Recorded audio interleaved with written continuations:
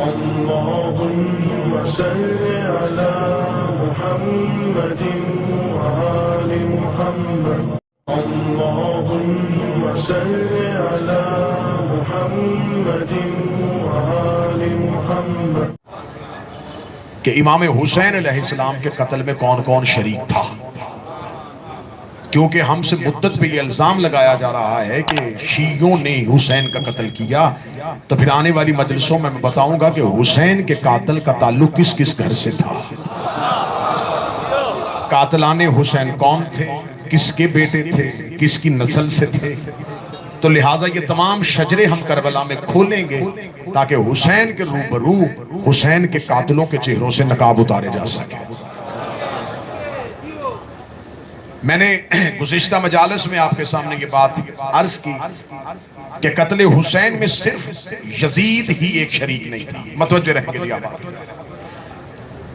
क्योंकि होशियार लोगों का एक तरीकाकार होता है, जब ये कोई वारदात करते हैं तो अपना एक शख्स पेश करके बाकियों को बचा लेते हैं।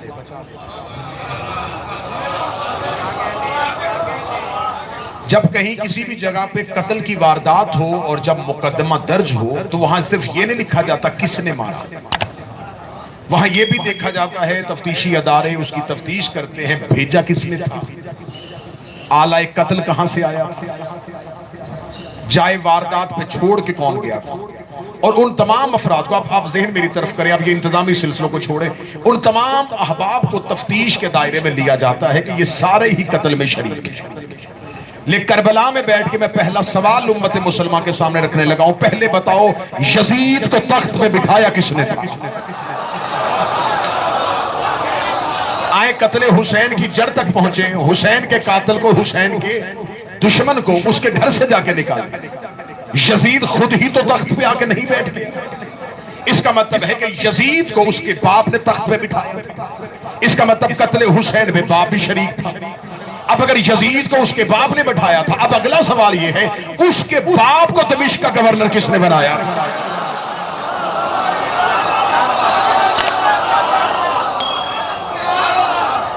अब ये बात बहुत आगे तक जाएगी कि किस हुकूमत के कहने पे, किसके दौरे हुकूमत पे उसे दमिश्क का गवर्नर बनाया गया।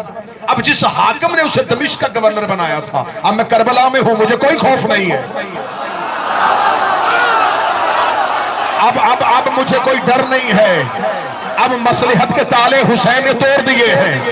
अब जितने इल्जाम मैंने अपने कांधों पे उठाने थे वो मैंने उठा लिए हैं। अब मुझे कोई ये नहीं कह सकता कि ये नहीं पढ़ना, ये नहीं पढ़ना, ये नहीं पढ़ना। अब मैं नाम ले लेके बताऊंगा कि कातिलाने हुसैन कौन कौन थे। अब बगैर खौफ, अब बगैर खतरा।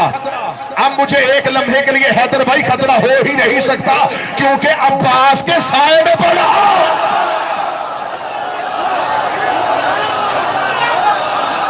मिंबर वही है, लहजा वही है, खतीब वही है, सिर्फ मेजबान बदला है। अब है मेजबान हुसैन इब्ने अली।